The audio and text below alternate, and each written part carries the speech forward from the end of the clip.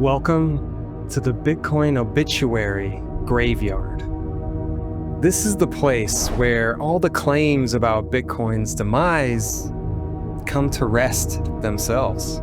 At last count, there were about 482 times that Bitcoin has supposedly died, each time claiming this one's for good. Whoa. Whoa. Oh. This one's one of my favorites.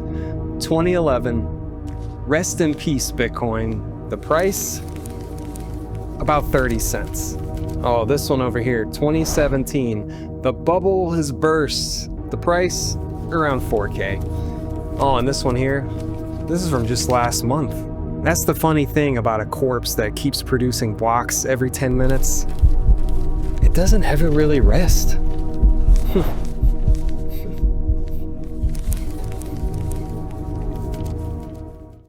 Right now, we're in a bear market.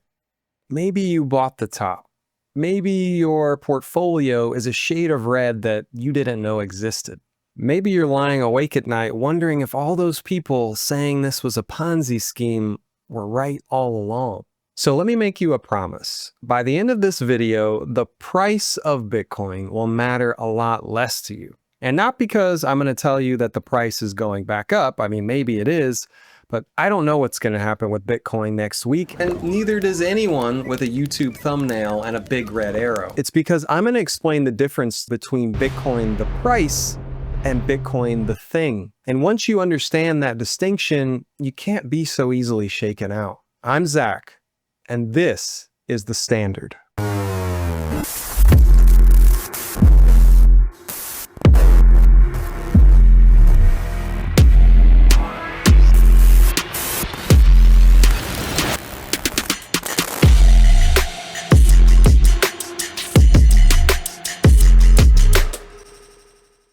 When most people say the word Bitcoin, they're actually talking about something that isn't even Bitcoin, and they don't realize it. Now, there are two distinct worlds. Let me show you. First, there's the number on the screen, the price. The green candles, the red candles, the thing they slap a ticker on that makes all the noise and gets everyone so emotional. And then there's the actual thing underneath it. A monetary network, 21 million units, hard capped. A new block of transactions settled roughly every 10 minutes. Secured by more computing power than any network in human history. The thing that just keeps running every day, day in, day out, with no downtime. Kind of boring by comparison. But one of these things is based on markets and feelings. The other is just a mathematical fact. The price is the fiat market's opinion of Bitcoin on any given Tuesday. The network, that's what Bitcoin actually is. And here's the part that took me years to actually feel. The network, it doesn't care what the price of Bitcoin is. It has no idea what the price of Bitcoin is. It just keeps producing blocks every 10 minutes, regardless of what the market thinks. And it does this through every crash, every rest in peace headline, every euphoric high, and every bloodbath low since January of 2009. That heartbeat, it never skips. So where does the value even come from? This is a question that trips up everyone. It's not backed by anything. You've heard that one once or twice. Maybe you've even said it yourself. Well, if you get this next part, your mind will be completely blown. Nothing has value baked into it. Let me say that again. Nothing has intrinsic value, period. Value isn't a physical property like weight or color. A thing is valuable because people decide to value or not value a certain thing based on what it can do for us or what we want in any given moment. The whole Austrian tradition figured this out over a century ago. Carl Menger, then Mises and Rothbard, but you don't need to read a single one of them to feel it in your gut. Menger figured out that value isn't a formula that central planners can cook up. Correct. It's human action. Not financial advice. Right, Carl. It's all based on human action in the moment. You value a glass of water a lot if you're lost in the desert, and basically zero if you're drowning. Value depends on how much you need it and how hard it is to get. That's the secret. If something is easy to produce, then it can't hold value over time. Someone will just make more of it until it's worthless.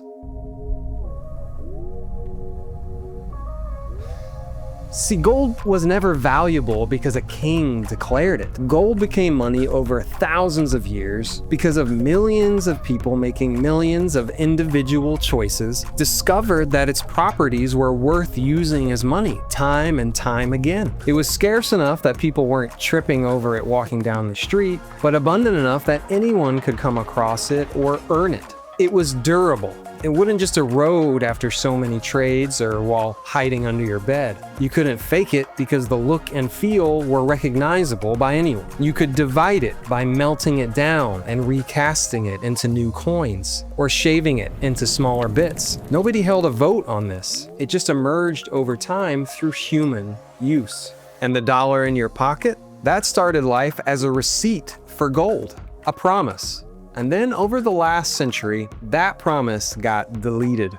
And now the dollar is backed by the confidence that the people in charge of it won't just keep printing it into infinity. How's that going? Now here's what makes Bitcoin the most interesting thing to happen to the world in a very long time. We are getting to watch a new money be born into the world in real time. From literally zero. In 2010, a guy paid 10,000 Bitcoin for 2 pizzas. That was one of the very first times anyone had put a price on Bitcoin at all. Do the math on that pizza today and try not to cry. I'll wait. So why did the number climb from a fraction of a penny to over $60,000 today? Well, it wasn't because any central bank decreed it. It was for the exact same reason that gold did. One person at a time deciding that its properties were worth valuing.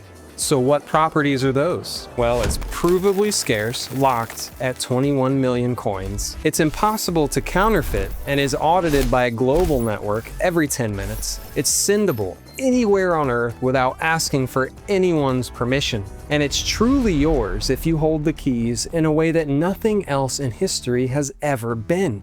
So burn this into your brain, because this is what actually matters. People didn't adopt Bitcoin because the price went up. The price went up because people are adopting Bitcoin. Get that sentence backwards and you'll panic sell the bottom every single time.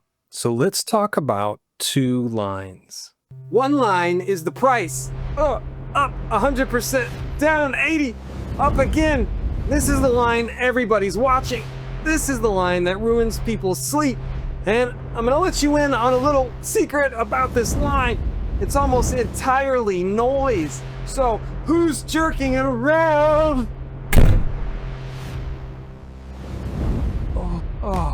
You see, most of the violent moves on this chart aren't even people buying Bitcoin at all. They're people betting on Bitcoin with money that they don't even have. Casinos stacked on casinos. When the bets blow up, the price convulses, and it has nothing to do with Bitcoin at all. We're doing our taxes, and last year we had $316,000 in capital losses. What was this from? What's the loss from? From trading. I'm doing trades. Jesus. Woo. Oh, no way, guys. It has been a rough one, bros. You know, oh my, I just blew a f***ing brain. Oh my.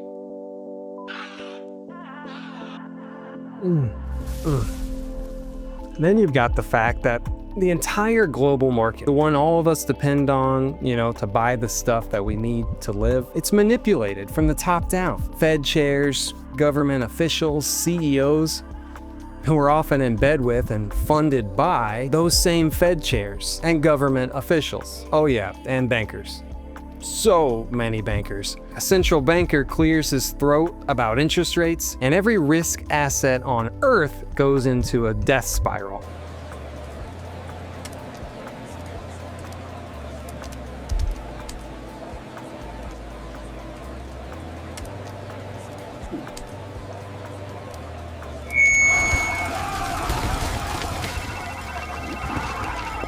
Bitcoin gets dragged by the same fiat tide it was built to escape, at least for now. Then you have the narrative machine. When the price is up, they run the genius story. When the price is down, they reprint Obituary 483. The media doesn't really report the market, they just amplify whatever feeling you're already feeling.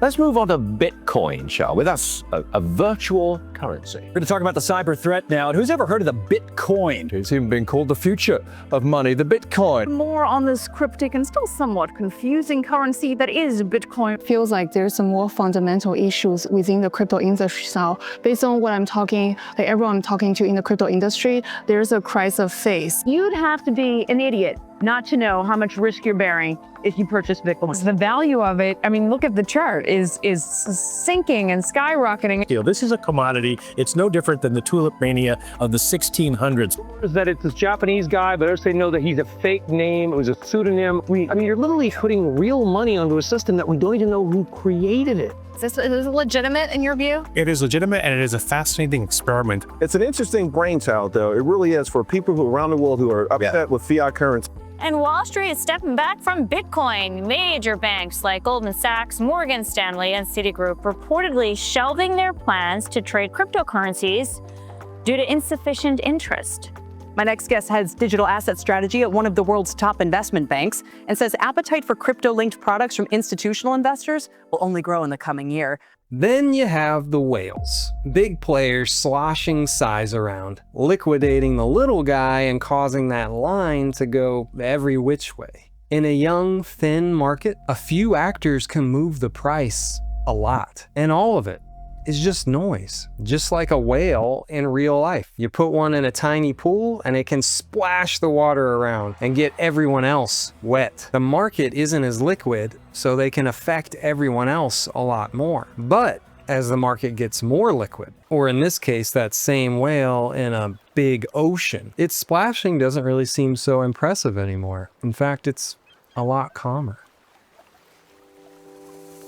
Now, historically, there has been something else that tends to drive the price cycles of Bitcoin. Every 4 years, the new supply of Bitcoin gets cut in half, the halving. It's created massive global supply shocks in Bitcoin, just as adoption was starting to take off. The price would convulse trying to find a new equilibrium every 4 years. Now, the halving will still have an effect going forward. However, Bitcoin has already issued 20 of the total 21 million Bitcoins that will ever exist, meaning the halving and its supply shock will matter less and less as time goes forward. Now, line number 2, the number of people actually using this thing as money. Wallets holding Bitcoin, nodes running the network, companies, a few countries, and yes, regular people stacking a little bit every paycheck. Coins moving into self-custody and never coming back. Now watch what this line does during a crash. Almost nothing. It just keeps climbing. Through 2018, through every claim of Bitcoin's demise, through this exact bear market you're sitting in right now, the number of humans who quietly decided that this is their money went up and up. Now here's the whole video in one picture. The loud line is what Fiat thinks Bitcoin is worth this week. The quiet line is what Bitcoin actually is. The price is just a rumor. Adoption is the truth. And over a long enough timeline, the rumor always ends up chasing the truth. Now, I want to tell you how I learned all of this the slow, expensive, and painful way. Back around 2009 and 2010, I was going down my own rabbit hole. Not a Bitcoin one yet, but the freedom one. I was listening to podcasts about liberty and sovereignty, learning about self-ownership and how ultimately government was a system based on slavery. And in the corners of these conversations, this little internet money thing kept popping up. And I filed it away as something that was cool. I wished that it did well, but I never really looked into it. To be fair, at the time, I didn't really understand how important money was to the whole system. And actually after this era, I lost my house. I told that whole story in the last episode. I'll drop a card right here above if you want to check that out. The short version, the system taught me personally that it wasn't designed for someone like me. By 2014, I decided to try to learn about this Bitcoin thing the only way I knew how, to download the software and start playing with it myself. As a longtime PC gamer and someone that likes building and modifying and messing with their computers, it seemed like the natural way for me to learn about how Bitcoin worked. So I started mining it on an old laptop and my gaming PC, at least when I wasn't playing Witcher 3. And with my hardware in 2014, that was about as successful as digging a swimming pool with a spoon. But I wasn't in it to get rich, I just wanted to know how it worked. And then after half a year of mining and buying some Bitcoin, I had and sold one entire Bitcoin. At the time, it was worth around $400. It's fine.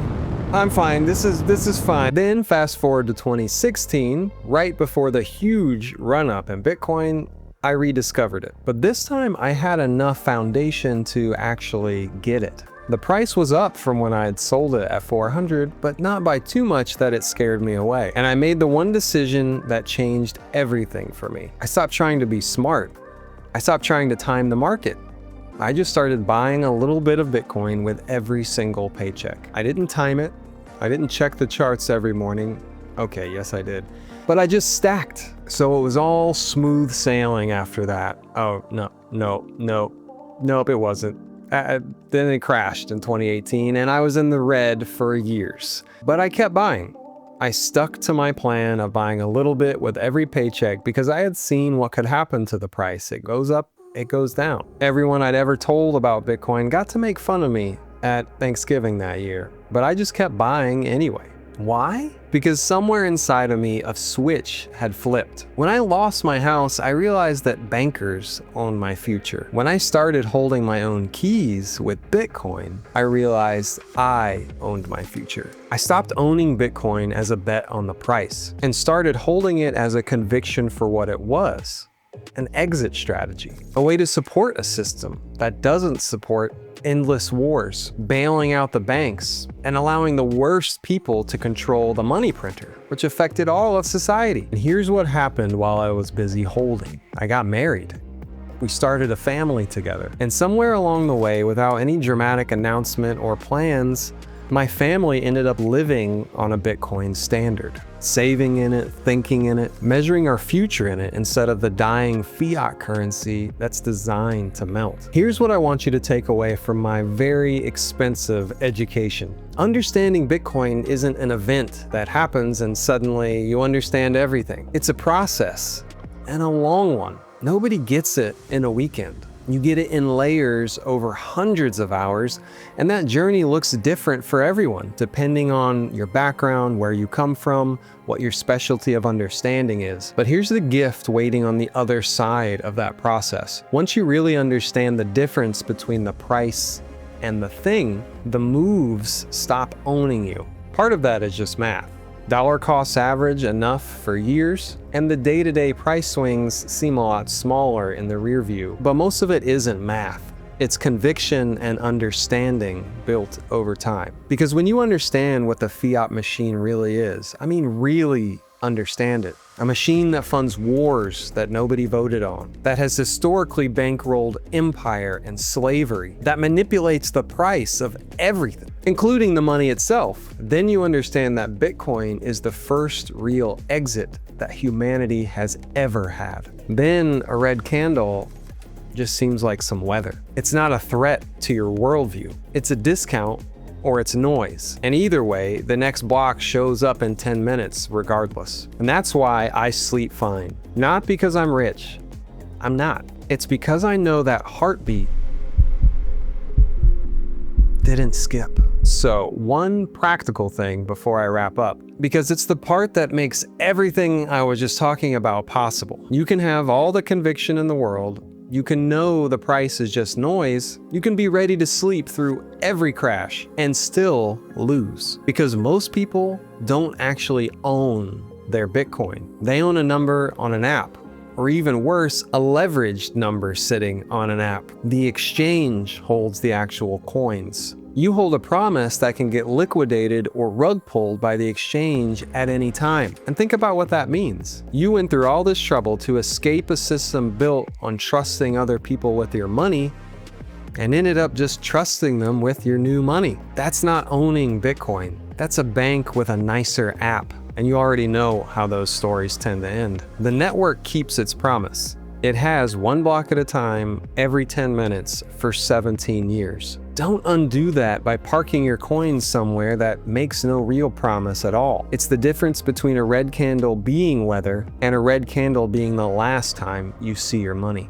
Which is how I ended up at Bitcoin Well in the first place. With us, when you buy, the Bitcoin goes straight to your wallet. Your keys from the very first Satoshi. We don't hold them, and that's our whole model. We want you to be in charge and sovereign of your own money. And after this video, if you understand how important that is, you know where to find us. So here we are, the middle of a bear market.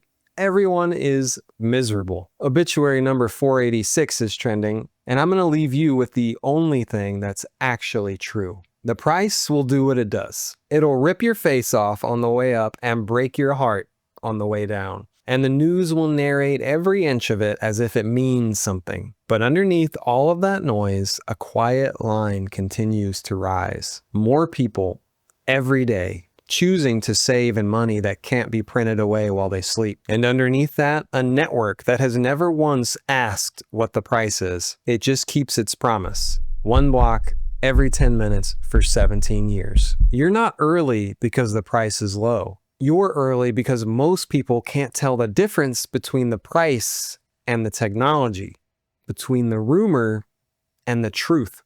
But now you can. And if you found this helpful, please remember to like, subscribe, share this with friends and family. Leave a comment letting me know where you are in your Bitcoin journey, how you came to understand it, or how you still don't understand it. Either way, thank you for watching. I'm Zach, and this was The Standard. Sleep well.